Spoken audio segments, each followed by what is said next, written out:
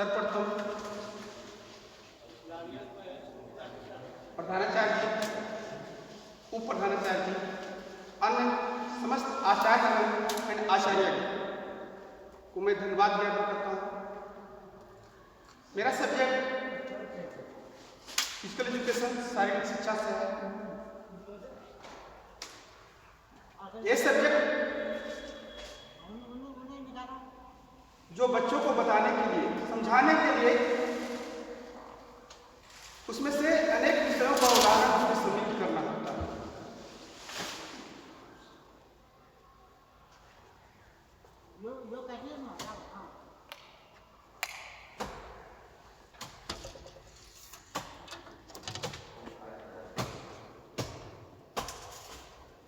बच्चों के क्या प्रभाव पड़ता है खेल का, या खेल उसके जीवन का एक महत्वपूर्ण हिस्सा कैसे है, विभिन्न अंग कैसे सम्मिलित होगा खेल, ये सारी बातें कुछ बिंदुओं पर निर्भर करती हैं।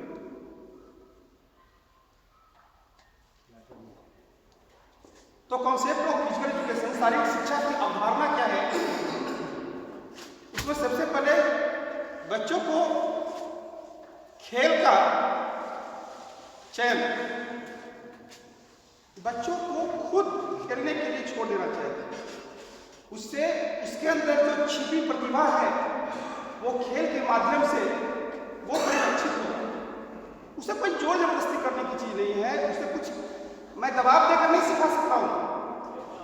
आप कबड्डी खेलो, आप सिर्फ खो खो ही खेलो, ऐसी बात में कुछ नहीं। उसके अंदर से उसको खुद अंतर प्रेरणा से उसे खुद प्रेरित होते हुए ग्राउंड में मैं देख सकता हूँ, समझ सकता हूँ कि उसकी रुचि किस किस क्षेत्र में जाती है, किस क्षेत्र में है। हो सकता है बच्चा सिर्फ क्रिकेट खेलना ही पसंद है, उसके ढेर सारे प्लेयर उदाहरण हैं। तो बच्चों को छोड़ देना चाहिए, उसे खुद खेल के अनुसार खेल का ज्ञान कौशल। खेल अगर बच्चे की रुचि है कि वह कबड्डी खेलना पसंद करता है, तब उसके जो स्किल है, कौशल्य है कबड्डी के, या फिर किसी बच्चे के सपोज दैट्स माने जाए कि क्रिकेट खेलने का शौक, और क्रिकेट में उसकी रुचि बढ़ रही है, उस अनुसार उसके क्रिकेट के जो मूलभूत कौशल है, जैसे कि बैटिंग, बॉलिंग, कीपिंग,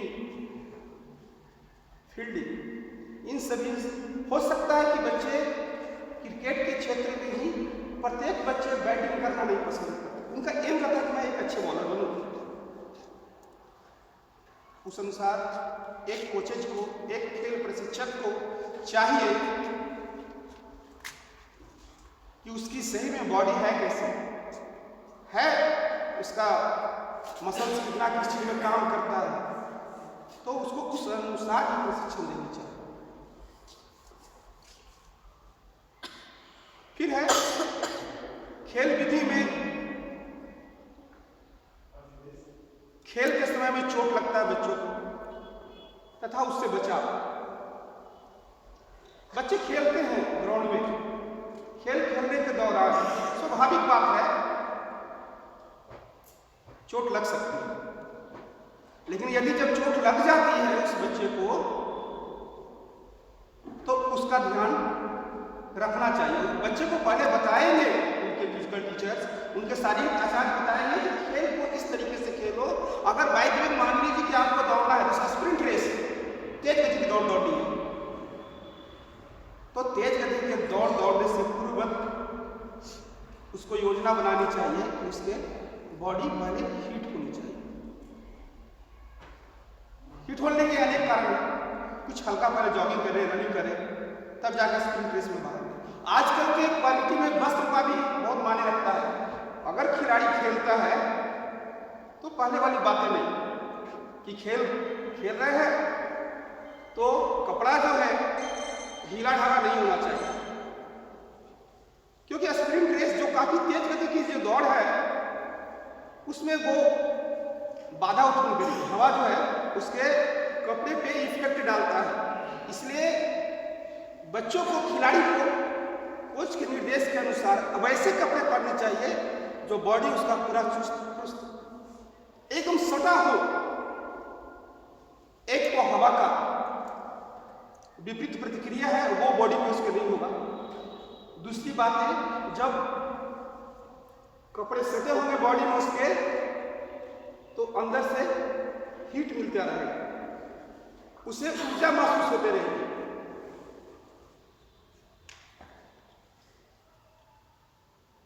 फिर है खेल प्रशिक्षण, फिर है खेल और स्वास्थ्य। खेल और स्वास्थ्य बहुत ही एक बेहतर चीज है। खेल, जब कोई भी खिलाड़ी खेल खेलता है तो उसके स्वास्थ्य कैसा रहना चाहिए, तो इसमें एक चैप्टर है आहार। खिलाड़ी के लिए बैलेंस डाइट होनी चाहिए। जो खेल के कौन खिलाड़ी कैसा वर्क कर रहा है, एक सामान्य खिलाड़ी जो साधारण खेल खेलते हैं उसको उस अनुसार ही भोजन देनी चाहिए। अगर कोई खिलाड़ी एथलीट का काम खेल खेलता है तो उसकी कैलोरी भी ज़्यादा बर्न होती है, और जब कैलोरी ज़्यादा बर्न होगी तो उसे कैलोरी ज़्यादा की आवश्यकता पड़ेगी, उस अनुसार उसको डाइट देनी चाहिए। वैसे हो सकता हो जैसे कि आहार के जो मुख्य 6 घटक हैं, 6 तत्व हैं, कार्बोहाइड्रेट, प्रोटीन, वसा, खनिज लवण, जल, फाइबर, ये इन सभी चीज का संतुलित आहार उसे मिलते रहना चाहिए। उससे क्या होगा कि उसका स्वास्थ्य अच्छा रहेगा। अब कोई भी खिलाड़ी बिना स्वस्थ रहे अच्छा खेल में प्रदर्शन नहीं कर सकता। वो एक चैप्टर, बड़ी चैप्टर है, उसे छोड़कर बाद में। अब है खेल का इतिहास। किसी भी विषय में किसी न किसी चीज का हिस्ट्री होता है। सपोज दैट, मान लेना हिस्ट्री, इतिहास एक ऐसा विषय है जिसका हिस्ट्री है ancient history, medieval history, modern history. Physical education एक बहुत ही बड़ी और विशाल चीज है, इसका भी इतिहास है, और इस खेल के इतिहास को बच्चों को जरूर जानना चाहिए, क्योंकि जब तक किसी भी व्यक्ति, किसी भी बच्चा अपने हिस्ट्री को नहीं जानेगा वो आगे नहीं बढ़ पाएगा। और खेल के दृष्टिकोण में खेल का एक महत्वपूर्ण हिस्ट्री आता है, उसमें यूनानी सभ्यता की विशेष देन होती है। वह यूनान जिसका इतिहास बहुत ही पुराना है। यूनान के इतिहास में एक महत्वपूर्ण कवि होमर, आंख से अंधे थे, इतने बड़े विद्वान आदमी। होमर ने 2 महाकाव्य की रचना किया, इलियड और ओडिसी नामक ग्रंथ रचा। ये यूनान की इतनी बेहतर देन है कि वो उस पुस्तक में जानकारी पाती है। पुरानी सभ्यता में ही होमर ने वो बताया, उस समय रथ दौड़, तीर धनुष, ये सारी चीजें हुआ करती थी। उसी में फिर एक स्पार्टा का आता है। स्पार्टा एक ऐसा देश, उस देश का शारीरिक शिक्षा क्षेत्र में अविस्मरणीय योगदान रहा।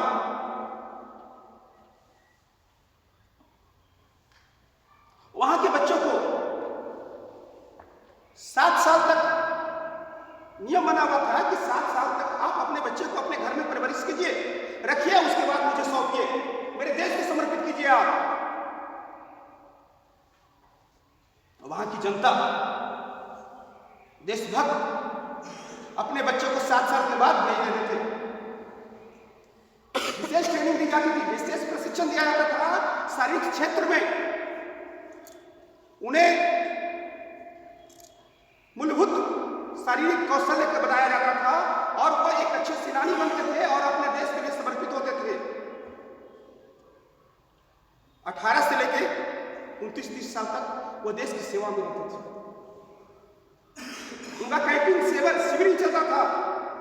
बस बच्चे का प्यार अपने माँ बाप तक, वो 7 साल तक, फिर देश को दे दी जाती थी। उसके बाद 30 साल के बाद जब वो आते थे अपने घर से जुड़ते थे। तो यूनान के दिन में यूनान हुआ, स्पार्टा फिर आया, फिर एक एथेंस की भी कहानी आती है जो शारीरिक शिक्षा में महत्वपूर्ण योगदान थे। उसमें ओलंपिक वगैरह की भी बातें आएगी, प्राचीन ओलंपिक की बातें आएगी। तो ये जो इतिहास हुआ वो विश्व पटल की बातें हुई। क्योंकि हम भारतवासी हैं, हमारे देश में भी अनेक इतिहास में अनेक चीजों की बातें आती है, तो हमारा भी शारीरिक शिक्षा में हमारे देश का भी एक महत्वपूर्ण योगदान है। इसके इतिहास को भी हमें जानना चाहिए। हमारे बच्चे को यह जरूर जाननी चाहिए। तो मैं बात रखूंगा हमारे विश्व के, जैसे होमर ने इलियड और ओडिसी नामक जो रचना की, उसी तरह से हमारे देश में भी 2 महाकाव्य की रचना की।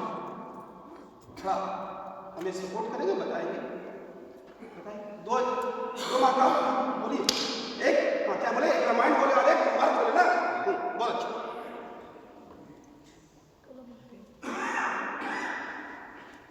रामायण और महाभारत,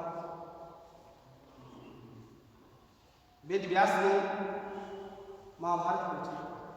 होमर से तुलना की जाती है वेद व्यास को।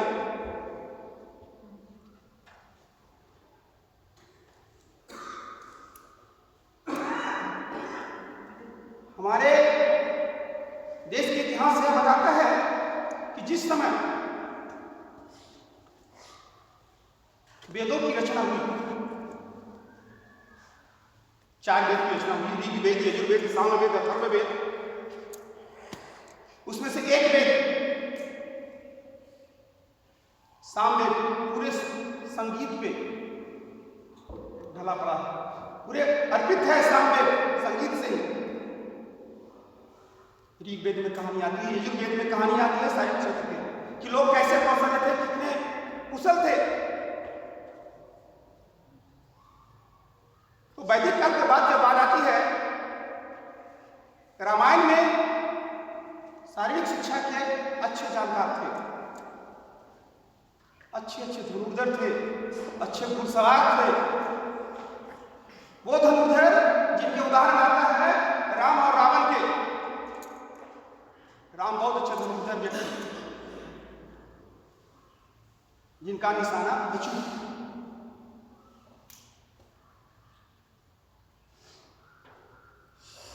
गदा युद्ध में पारंगत हनुमान जी का नाम आता है। महाभारत कालीन में बातें जब आती है, अच्छे धर्म विद्या के पारंगत व्यक्ति द्रोणाचार्य, अर्जुन, कर्ण, एकलव्य। उस समय कुशल योद्धाओं की कोई कमी नहीं हमारे इतिहास में। उस समय खेल में और भी लोग खेलते थे। एक पात्र थे शकुनी, एक पात्र थे युधिष्ठिर। पासे के अच्छे खिलाड़ी थे, अच्छा पासा फेंकते थे, काफी अनुभवी थे।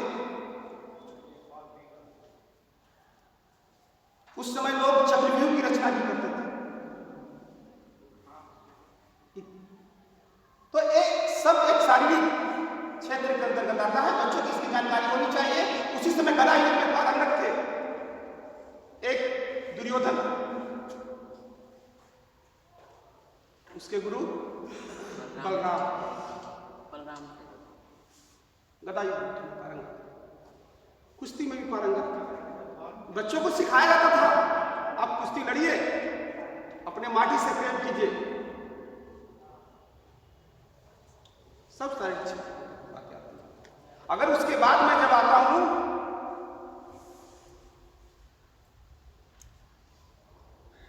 लगभग 600 ईसा वर्ष पूर्व की बात है, उस समय आपको महाजनपद वगैरह में ये जो देश था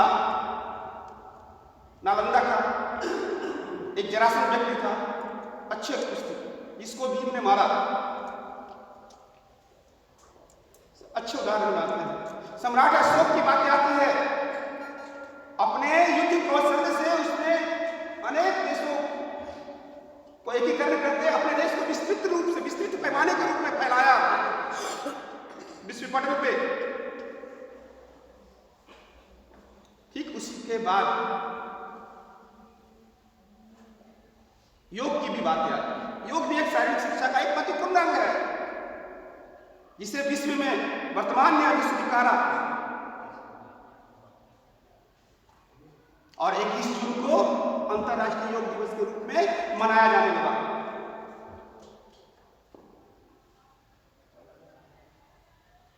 ये योग जिसकी रचना पातंजलि ने की थी, योग के अनेक पाठ मिलेगा, उसे आप बताऊंगा बाद। उसके बाद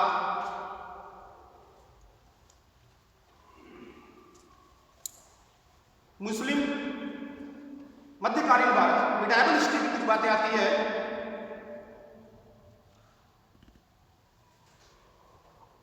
राजपूत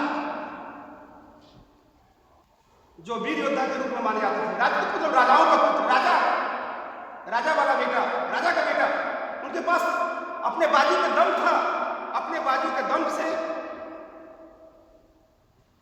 वो देश में शासन करते थे। अपने देश में भी एक बात आती है, एक राजपूत, अनेक ढेर सारे हैं योद्धा, और सिर्फ वो ही योद्धा नहीं, उनकी पत्नियां भी इतने वीर थी जो जौहर करने के लिए तैयार थे। जौहर खुद को अपने जला, किसी को वो गुलामी करना पसंद नहीं करते थे, इतने योद्धा। उसी युद्ध के अंतर्गत मैं एक बात करता हूं, पृथ्वीराज चौहान की, पृथ्वीराज चौहान मोहम्मद गोरी के बीच में जब झगड़ा हुआ, मोहम्मद गोरी ने उसको पकड़ लिया, बोला नजर नीचे करो। वो राजपूत नजर क्यों नीचे करेगा जी, नजर सामने थी। उसने आदेश दिया इसकी दोनों आंखों को फोड़ डालो, फोड़ दिया।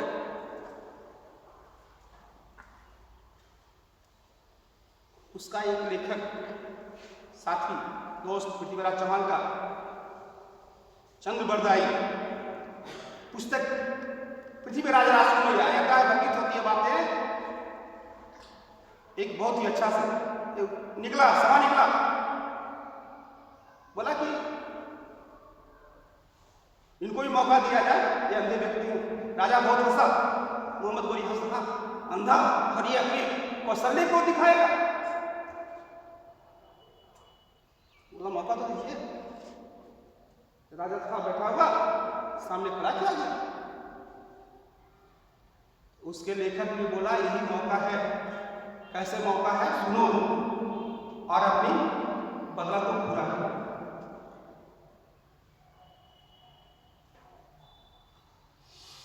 चार बास 64 पर अष्टोंगिल प्रमाण अत्ताऊ में बैठा है, अम्मद को चौहान सुल्तान उस पर बैठा हुआ है। इतना कहना था तो वो तीर मारा और मोहम्मद गोरी को लगा, मोहम्मद गोरी वहीं गिर पड़ा, मर गया। ऐसे राजपूत योद्धा हमारे देश के, इसकी आंखें नहीं थी, शब्द में शब्द के अनुसार वो एक शारीरिक शिक्षा का एक उत्कृष्ट पैमाना। ऐसे धनुर्धर होना बहुत मुश्किल है, इतिहास में बहुत कम बातें आती हैं। इसलिए कहा गया है कि अर्जुन जैसे स्वयंवर के समय में नीचे नजर नीचे आ, मछली ऊपर घूम रही है, पानी से देख के मार। एक बहुत ही बेहतर चीज का उदाहरण उसी में डायवर्सिटी में बातें आती है। शारीरिक शिक्षा नहीं के अंतर्गत ही बच्चों को यही जानकारी होनी चाहिए कि कुतुबुद्दीन ऐबक जो है पोलो खेलने का शौकीन था, घुड़सवारी गिरने लगे। बाबर एक बहुत ही अच्छा तैराक, स्विमिंग अच्छा जानता था, अच्छा करता था। बाबर का पोता अकबर कुश्ती का बहुत ही शौकीन आदमी था।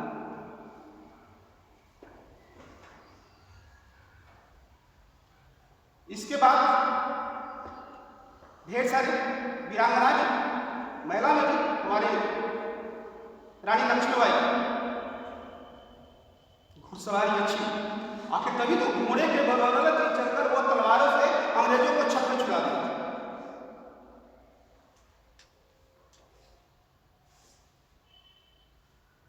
फिर है इसी इतिहास में आती है अंग्रेज समय की बात। अंग्रेज समय शारीरिक शिक्षा थोड़ा कमजोर हो गया, विशेष ध्यान नहीं दिया, क्योंकि उसका एम तो था लूटना, भारत को लूटो, क्यों किसका विकास कर रहे हैं। पर देश की आजादी के बाद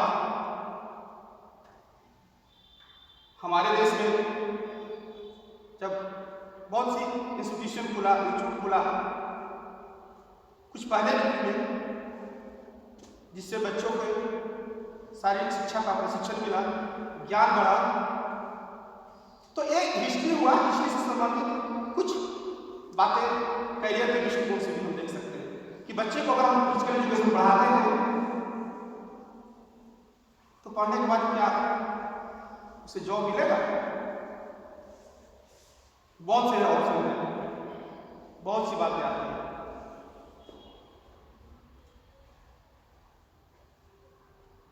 आजादी के पहले एक इंस्टीट्यूट खुला, HPPM मंडल अमरावती महाराष्ट्र का, उसका विश्व पटल पे अविस्मरणीय योगदान था। 1936 ओलंपिक में बढ़ चढ़कर भाग लिया और ये विश्व पटल पर एक अच्छा इतिहास है। 49 में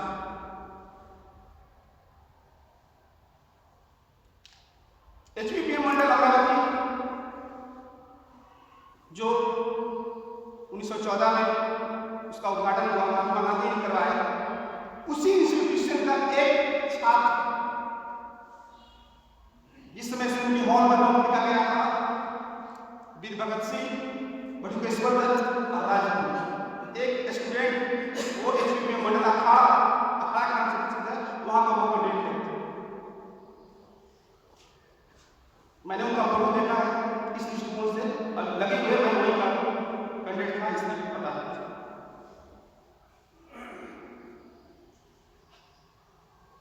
कैरियर दृष्टिकोण से बच्चे अगर पढ़ते हैं, फिजिकल एजुकेशन के बारे में जानते हैं, जानना चाहते हैं, आगे बढ़ना चाहते हैं, तो सर्टिफिकेट के दृष्टिकोण से, कैरियर के दृष्टिकोण से उसे सर्टिफिकेट पहले प्राप्त करना पड़ता है।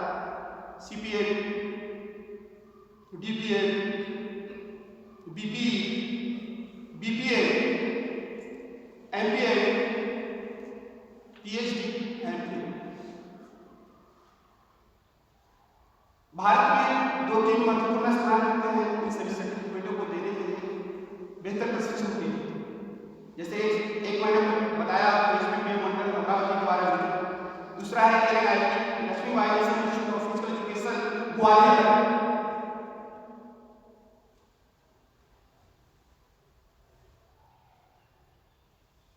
फिर है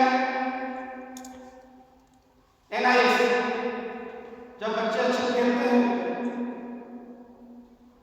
उन्हें मौका मिलता है NIS करने का, किसी भी खेल का वो प्रतिनिधित्व करते हैं, लीडरशिप करते हैं, तो वो उन्हें मौका मिलेगा कि वो NIS कर सकते हैं। NIS Netaji Subhash national institute of Patiala, वहां से कर सकते हैं। अब रही बात सर्टिफिकेट प्राप्त होगा तो जॉब भी मिलने की लोग आशा है। हमारे एक देहात में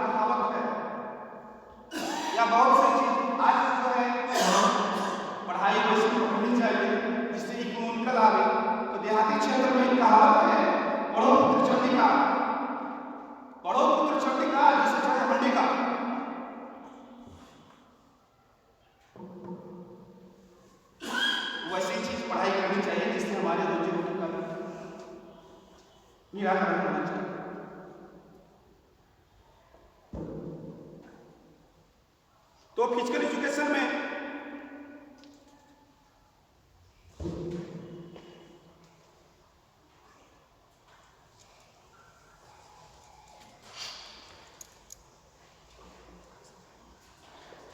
अनेक ऑप्शन है।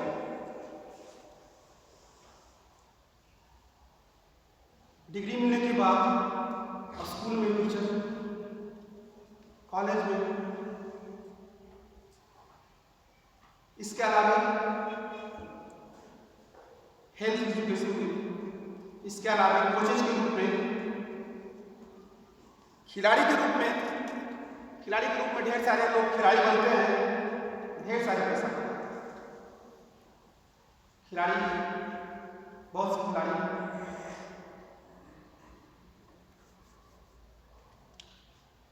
खेल पत्रकारिता के रूप में, फोटोग्राफी के रूप में, पुस्तक प्रकाशन के रूप में, खेल इंडस्ट्रीज के रूप में। खासतौर पे आप एक बात समझिए कि अगर कोई फिजिकल एजुकेशन से डिग्री प्राप्त करता है, कोई अच्छे क्वालिटी वाला लड़का है, तो अच्छे अच्छे जॉब के ऑप्शन आएंगे। जैसे सपोज रेलवे में पीटी उषा का नाम आप लोग जानते हैं, वो एक दक्षिण भारत में अच्छे अधिकारी बनी है। रवि शास्त्री क्रिकेट से संबंध रखते थे, वो आपको किसको में बहुत पहले एक अच्छे पद सौरभ गांव, ढेर सारे उदाहरण हैं। रेलवे हो, बैंकिंग हो, डाक विभाग हो, सेना के तीनों भाग हो, चाहे आर्मी हो, नेवी हो, एयरफोर्स हो, फिजिकल एजुकेशन के ढेर सारे जॉब की आवाज नहीं।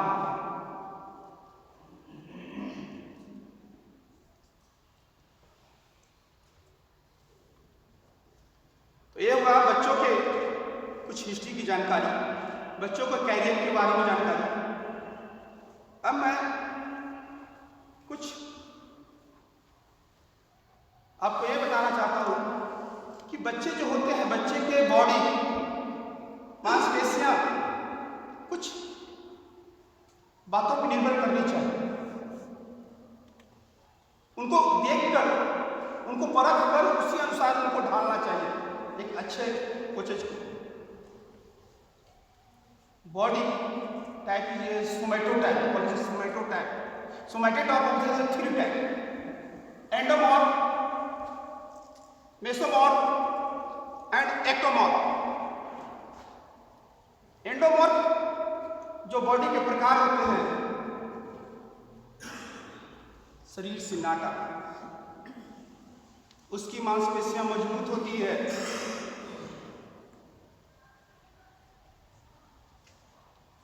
उसे क्षमता होता है किस चीज में, वो वजन वेट लिफ्टिंग उठाने में, वो अच्छे वेट लिफ्टर बन सकता है। उसका हाइट कम हो, वो अच्छे, हाँ वो मोटा हो सकता है क्योंकि उसकी मांसपेशियां जो है, मसल्स जो है, उसे भूख की रुचि ज्यादा उत्पन्न करती है, वह ज्यादा भोजन करता है, शरीर उसका थोड़ा गोलाकार होता है, इस दृष्टिकोण से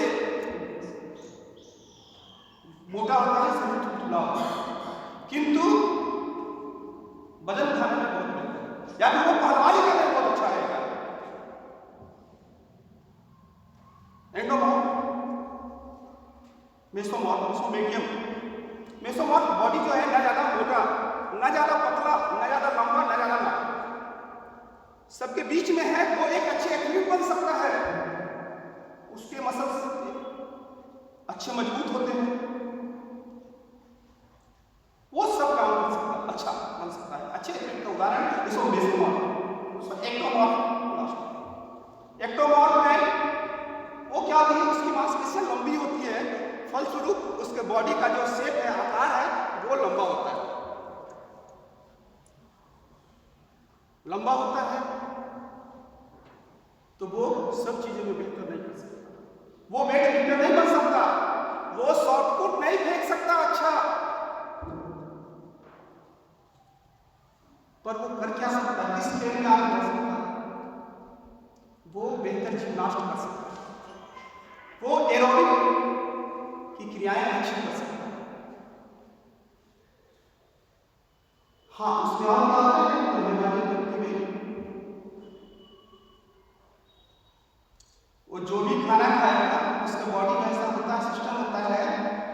वो कैलोरी भी ज़्यादा बने, फलस्वरूप वो सब दिन दुबला पतला रहेगा।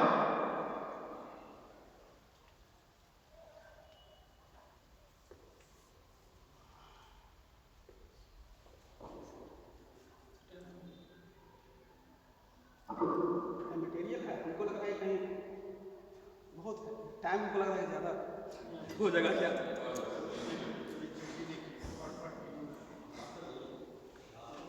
हाँ, मांसपेशियां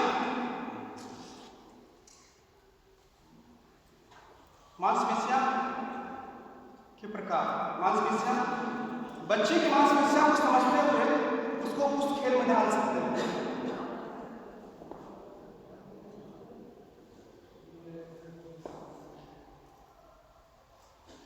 ये बायो के कुछ टर्म है, एनाटॉमी, शरीर की रचना, मांसपेशियां मैंने बताया, फिर बॉडी का प्रकार,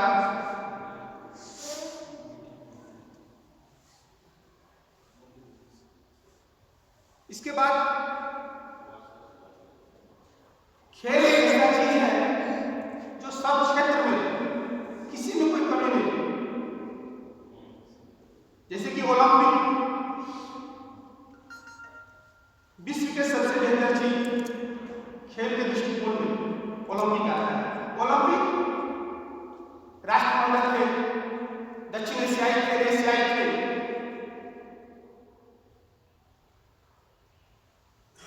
सभी को बच्चों को जानकारी होती है, होनी चाहिए। आज अच्छे अच्छे ओलंपिक में प्लेयर अपने भारत देश के लिए जीत कर आए हैं।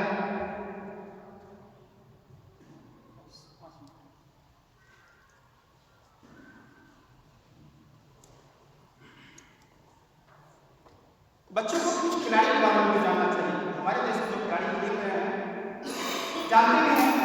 मैं एक दो खिलाड़ी का नाम बताऊंगा। महिला में पीटी उषा, उन्हें पूरन बड़ी के नाम से जाना जाता है, काफी अच्छी धावता। पुरुष में मिल्खा सिंह बहुत अच्छे दौड़ते थे। एक बार की बात, वो पाकिस्तान में गए दौड़ने, तो वहां का जो जनरल थे उन्हें बुलाया, अरे आप तो दौड़ ही नहीं रहे थे, आप तो उड़ रहे थे। इसलिए उसके बाद से मिल्खा सिंह का नाम पूरन सिंह हो गया।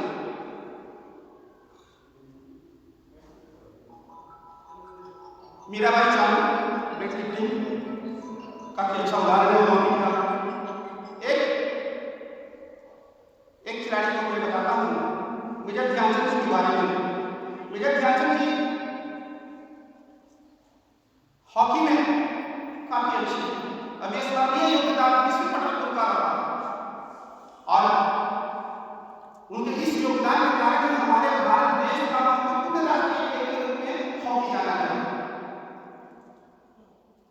वो इतने अच्छे हॉकी के जानकार थे, जब वो विदेश में बाहर खेल रहे थे, उदाहरण स्वरूप एक महिला बोली, आप बहुत अच्छे हॉकी खेलते हैं, मेरा रिक्वेस्ट है आपसे कि आप ये छड़ी जो है, छड़ी का और हॉकी स्टिक देखने में छाते की जो छड़ी होती है उसका भी नीचे ऐसे होता है हॉकी के समान, क्या इससे खेलकर दिखा सकते हैं? बोले हाँ, जब आप इतना आग्रह कर रहे हैं। और वो उनके छाते को लेकर उससे आधा घंटा उन्होंने चला। एक मेरे ध्यानचंद जी का एक उत्कृष्ट बात है, उसमें एक और मैं जोड़ता हूँ आपको। एक बार एक मैच में अपने हॉकी स्टिक से उन्होंने गोल किया और वो जो पोल होता है, पोल में टकराया, यानी कि वो गोल उस सम्मिलित नहीं हुआ। वो बोले, वो रिक्वेस्ट किए, कृपया करके जो है पोल, इसको एक बार आप चेक करें, मुझे लगता है कि सही ढंग से इसका डायमेंशन नहीं है। और जब चेक किया गया इस हॉकी के पोल को, तो वाकई में वो हॉकी पोल थोड़ी कम थी। तो ये सब बच्चों को जानकारी के लिए सभी चीज हुई। अंत अंत में मैं ये कहना चाहता हूं, नेशनल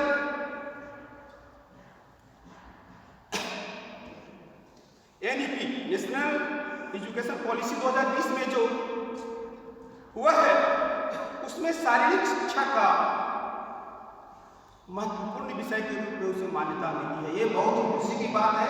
ये वर्तमान के प्रधानमंत्री नरेंद्र मोहन जी ने घोषणा किया।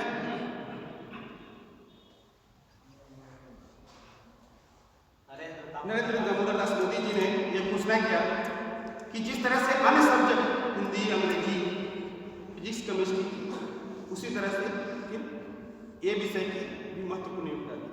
इसी के साथ धन्यवाद।